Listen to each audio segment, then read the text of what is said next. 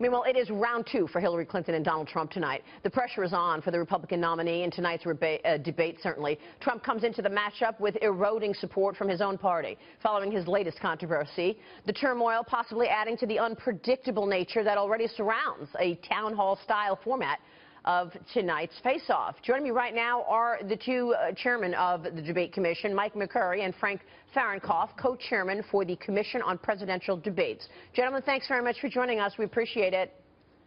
Glad to be here. I should point out that Mr. McCurry is also the former press secretary to President Clinton. Gentlemen, it is good to have you, and obviously the interest in tonight's debate could not be higher than it is right now. Let me ask you about the town hall format and why this format was chosen. Frank, kick us off here in terms of town hall versus one-on-one or one-on-two moderator style.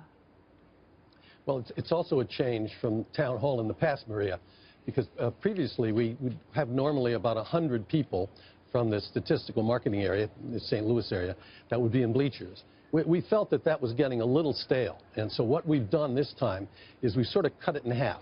So we're only going to have about 40 people on stage who will have the ability to ask questions. We have two moderators, as you know, Anderson Cooper and Martha Raddatz.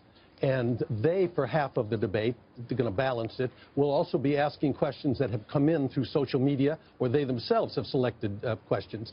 And it's to see the candidates in another environment rather than just standing behind podiums. We've had a town hall meeting since '92. That's when it was first put in place, and we've kept it every cycle since.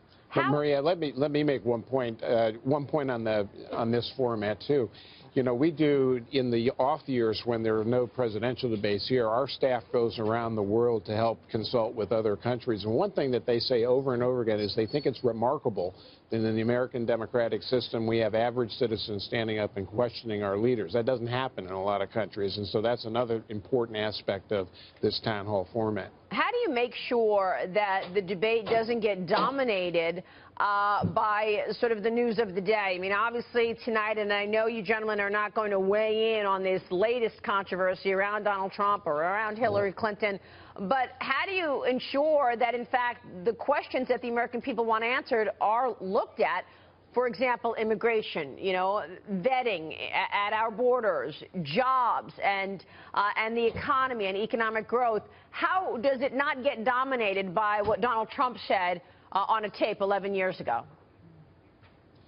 Well, I'll take a crack at that. You know, it's our two moderators, Anderson Cooper and Martha Raddatz. They control the questions, and they get to decide who gets to ask what. Now, the other point is that we've got real American citizens that are there on the stage asking questions. And I think it's much more likely that they're going to talk about and ask about the things that are on their mind: immigration, economic policy, trade, as you were just talking about with Gene.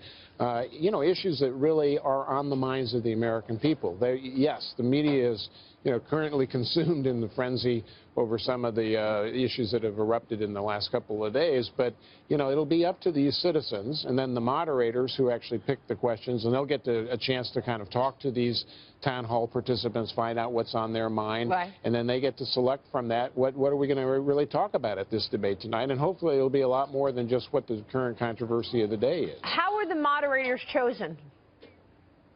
Well, that's one of the hardest things we have to do, Maria. We watch a great deal of television because we've pretty much decided over the years that we've got to go to the electronic media, although we may make some changes in the future, for people who are used to working with this in their ear, because the moderator is, you know, has a connect with the producer off stage, has to keep time. We also watch to make sure that we're not talking about someone who's biased one way or the other. We try to find people who are going to go right down the middle. It's a very, very difficult thing for us to do. We also look for diversity.